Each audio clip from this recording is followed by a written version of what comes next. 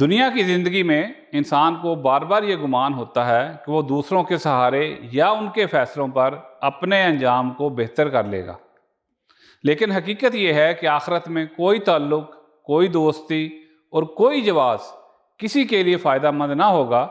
وہاں ہر شخص اپنے عمل کا جواب دہ ہوگا اور اپنی کمائی کا بوجھ اٹھائے کھڑا ہوگا۔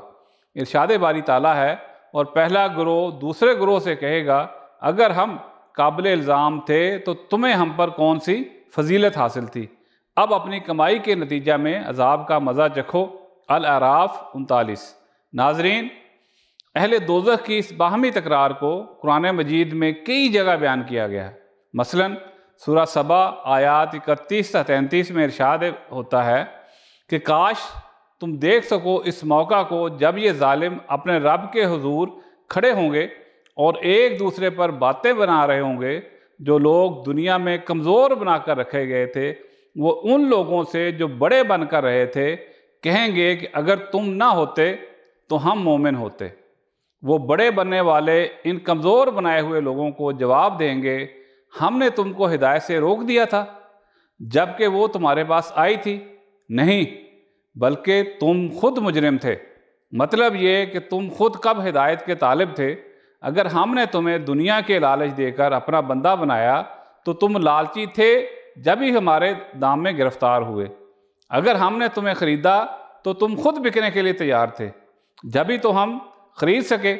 اگر ہم نے تمہیں مادہ پرستی اور دنیا پرستی اور قوم پرستی اور ایسی ہی دوسری گمراہیوں اور بدعمالیوں میں مبتلا کیا تو تم خود خدا سے بیزار اور دنیا کے پرستار تھے۔ جب بھی تم نے خدا پرستی کی طرف بلانے والوں کو چھوڑ کر ہماری پکار پر لبیک کہا۔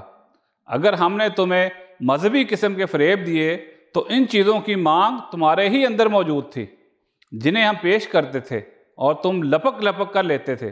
تم خدا کے بجائے ایسے حاجت روا مانگتے تھے جو تم سے کسی اخلاقی قانون کی پابندی کا مطالبہ نہ کریں اور بس تمہارے کام بناتے رہیں۔ ہم نے وہ حاجت روا تمہیں گھڑ کر دے دیے۔